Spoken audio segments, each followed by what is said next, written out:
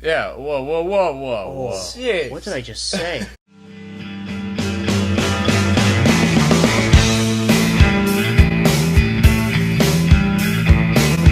Stay with us. They're moving. What a pig.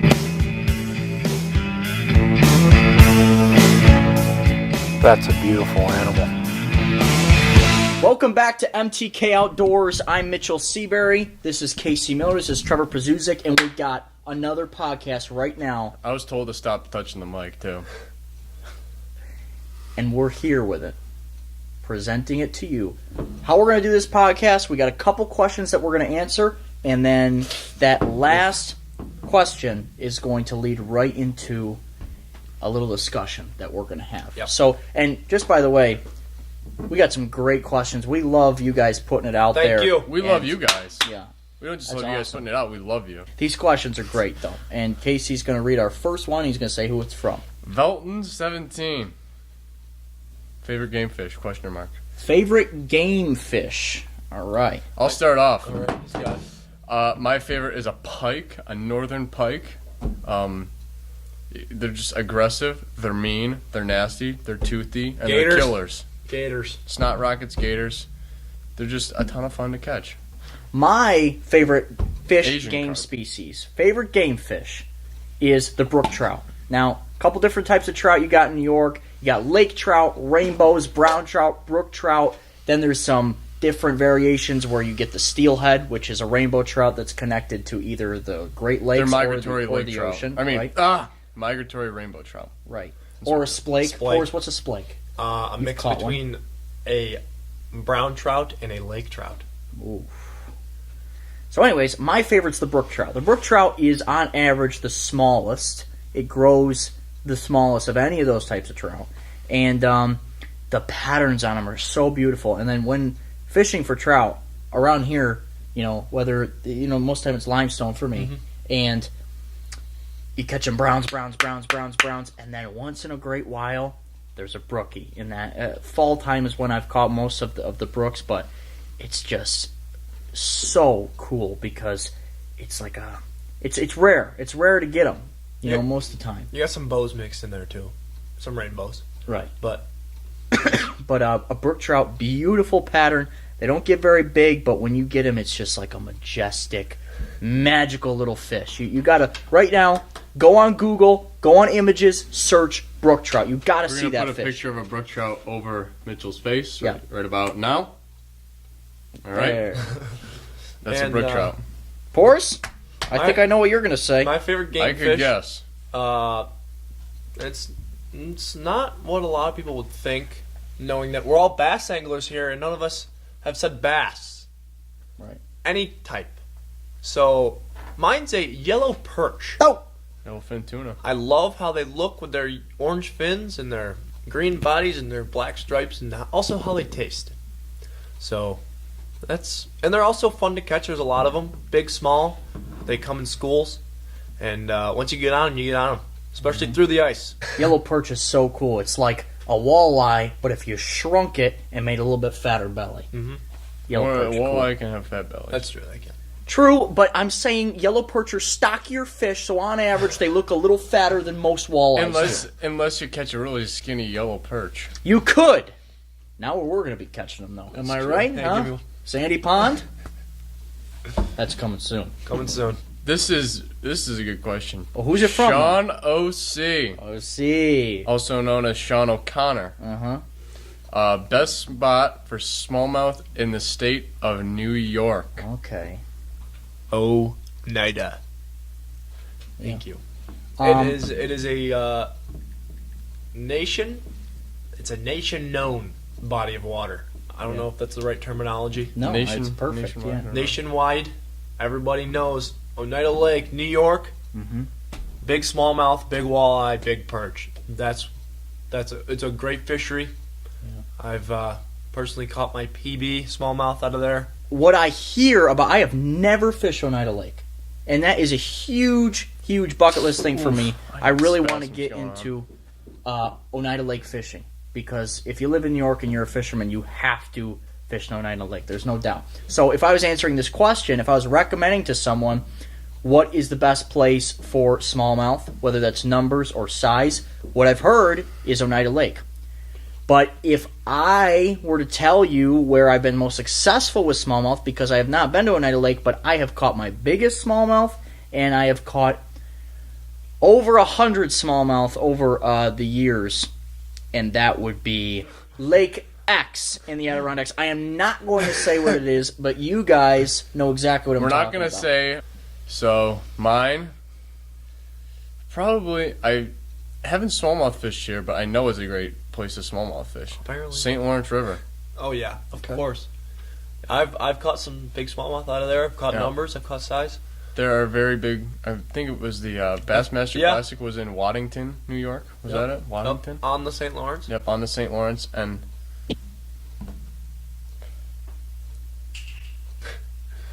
yeah. and there are a lot of big fish in the St. Lawrence River. And when I say big, I mean big. Mm-hmm. Like they growing big. like 6 to 8 pounders are common. Well, 6 pounders. I personally received this question many, many times, so I'm just going to do it real quick. From who? A lot of people. So, Like who? can I just answer the? I'm not going to name off 13 or 14 people right now. Well, people want to be like noticed. We've been calling out people's name. They're fine. Okay, so the difference, just real quick. I'm going to give you 2 quick things to identify the difference between a largemouth and a smallmouth, because people ask me this sometimes. How do you tell? One has a large mouth and the other has a small mouth. Well, true. But take the eye, all right? So And the lips. eye, and here's where the mouth ends. If the crease of the mouth, the crease of that jaw ends before the eye, it's a smallmouth. If it ends after the eye, it's a largemouth. Second thing, color. Brown.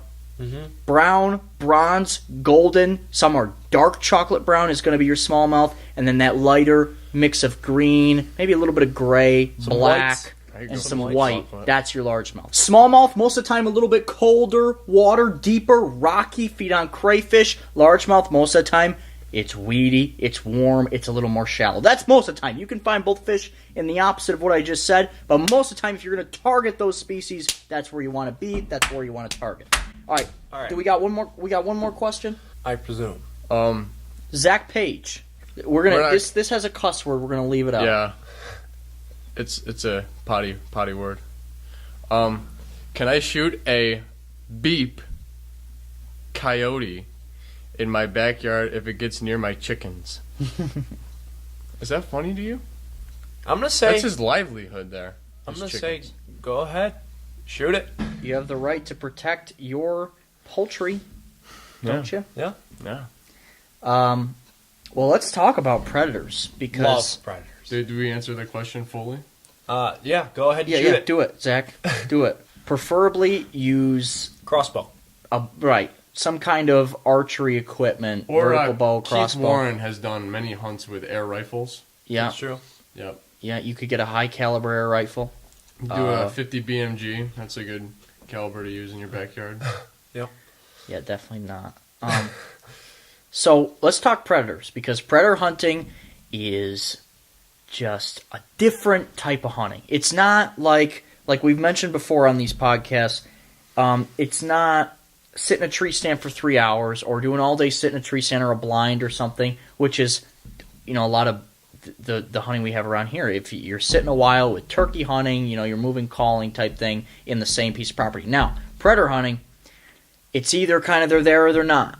You go in, you make your set, you make your calls, they're going to show up, they might not. Just because they don't show up doesn't mean they're not there. It just means they're hung up and they're not comfortable. You didn't convince them to close that distance. But 3 predators we've got red fox, gray fox, coyote, and then in some counties you can hunt bobcat. You can call in and hunt bobcat here in New York. And then you can also call in coons, and we don't really consider that. Might as well trap those. Yeah. I've never tried calling it a coon, but those are your main ones you got in New York. Bobcat, coyote, red fox, gray fox. Okay. On a sit, describe some of the main things you're looking for, and maybe the wind. How you want to set up for the wind. So you got to remember, if you're dealing with a coyote, a red fox, or a gray fox, they are smart. I mean, they're canines. They're smart. We know dogs are smart. And so an important thing is the wind's got to be right, because they will use their nose and they will be gone if they catch your wind, just like a deer would. So when you set up on an area, some guys go with the wind at their face or a crosswind. They want to make sure that to get to you, that predator, because you're calling, you're using your rabbit distress call.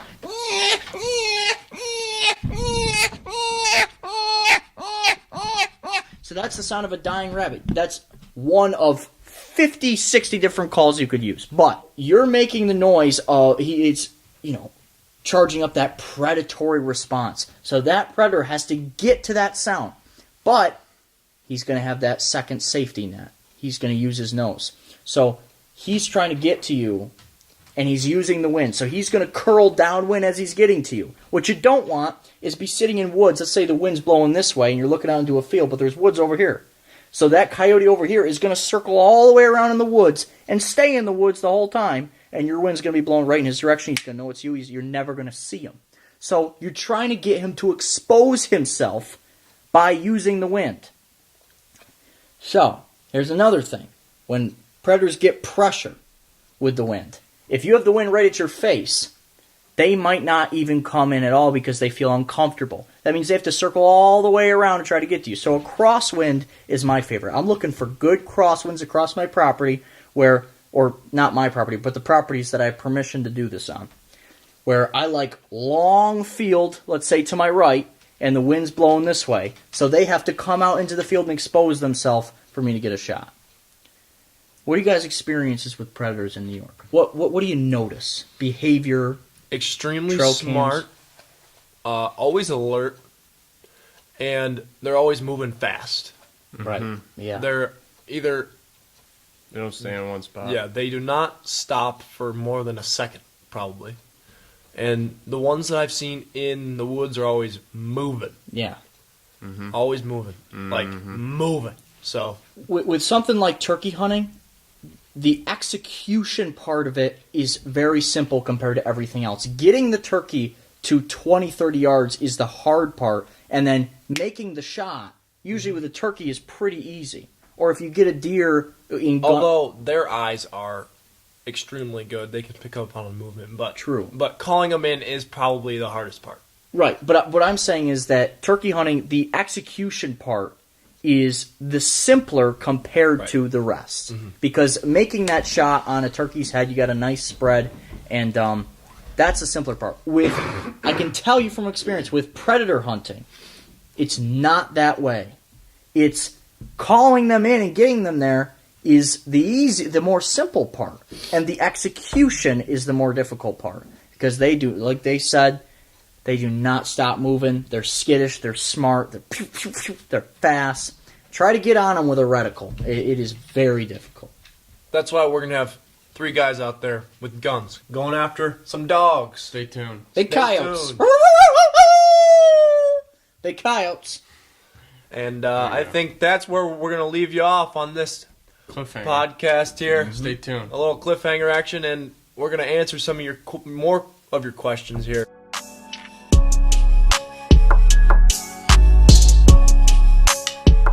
Stay tuned.